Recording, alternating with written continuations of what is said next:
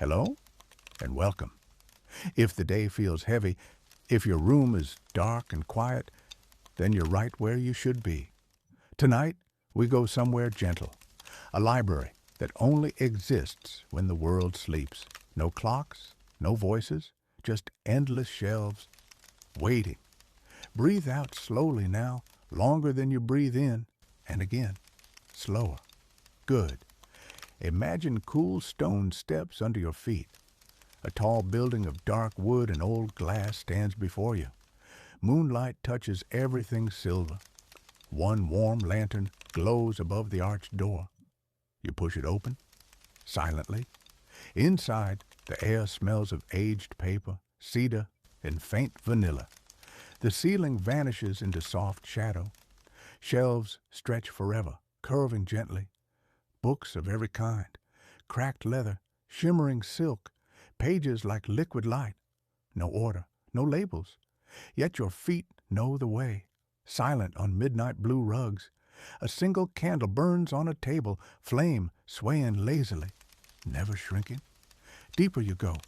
The air warms, like a blanket settling over you. Some books rest open, pages glowing soft gold. You touch one. The library sighs, like wind in tall grass. A story flows, not in words, but straight into your calm mind. It's a forest of warm, bending glass. Trees chime like muffled wind bells. Crystal deer walk softly, hooves tinkling faintly. Moss velvet under bare feet. They look at you with starlit eyes, unafraid. You drift through until silver meadow opens. Tiny glowing flowers carpet the ground, delicate lanterns. Each step releases a worry.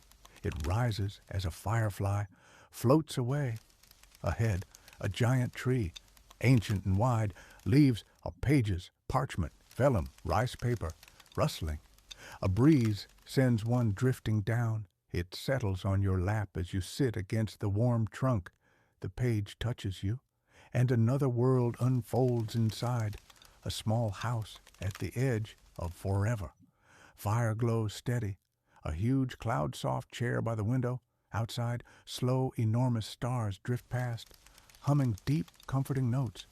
Your breath follows them now, in, out, slower, deeper. Another page falls, this one, a sea of dark ink. Paper boats carry forgotten dreams wrapped in colored silk. One drifts near. You touch the soft gray ribbon. Morning mist peace. The dream opens. Warm flower in your chest.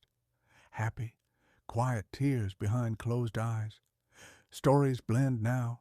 Pillows for mountains. Honey rivers. Petal snow.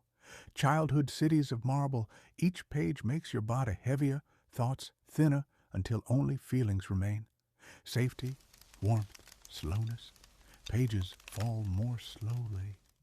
One per breath. The distant candle dimmed. The library breathes with you. A soft chime sounds far. The Night Archivist. A quiet story of forgotten places night does not mean the same thing to everyone. For some, it is a time to rest. For others, it is when thoughts grow heavier and slower. But there is something very few people know. For certain kinds of work, night is better than day. In this world, there exists a profession rarely spoken of. They are called night archivists. A night archivist visits places that are slowly being forgotten, places whose names are no longer spoken, places where no one passes through anymore. Their purpose is not to restore them, not to repair, revive, or change anything. Only this, to remember that they exist. 1. Preparing for the night. That night was calm, as it usually was. The archivist put on a coat made of heavy but soft fabric. A small, dark notebook slipped into one pocket. The lantern in their hand was not bright, only strong enough to notice what was nearby. When the door closed, the sound was barely there. It felt as if the night had been waiting. They began to walk. They did not count their steps. They did not measure time. This was not work that required hurry. 2. The unused train platform. The first stop was a small platform at the end of an old railway line. Trains had not stopped there for years. The tracks were still in place, quiet and unmoving. The wind passed gently over the metal, creating a sound almost too soft to hear. The clock above the platform had stopped. No one seemed bothered by it. The archivist sat on one of the benches. They felt the coolness of the stone beneath them. They did not imagine the people who once waited there. They made a habit of not doing that. Instead, they wrote, "The platform still stands. The wind touches the rails. The night is calm here." That was enough. 3. The lighthouse that still turns its light. Next, the path led toward the shore. The lighthouse no longer guided any ships. Yet, once every hour, its light continued to turn. Habits are slow to disappear. The waves reached the coast gently. There was no loud sound, no sharp movement. The archivist stood in the shadow of the tower. They watched the light make its slow circle. With each turn, everything remained the same. They wrote, "The light continues to turn. The sea is calm. The night knows the way." 4. The locked library room.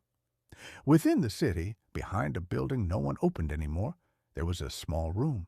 Its door was locked, but the window was clear. Inside were books, dusty, silent, unmoving. The archivist did not open the door. They simply looked through the glass. Whether the books were read or not did not matter. Their presence was enough. They wrote, "The books are waiting. No one is in a hurry. The room is quiet." 5. The forgotten town square. As the night deepened, the streets emptied. There was a small town square.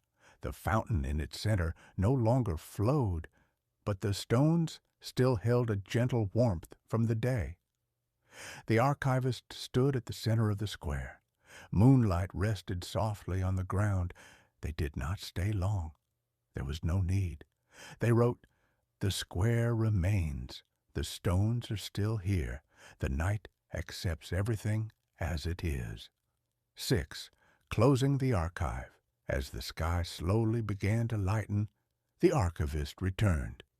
The notebook was placed back where it belonged. The lantern was turned off. The notes were stored, not hidden. Whether these places would be remembered again no longer mattered. They had been remembered once, and sometimes once is enough. As the archivist prepared to rest, the night moved on. The world kept its silence. Nothing had changed. And everything was fine. The night still knows many stories. It simply does not hurry.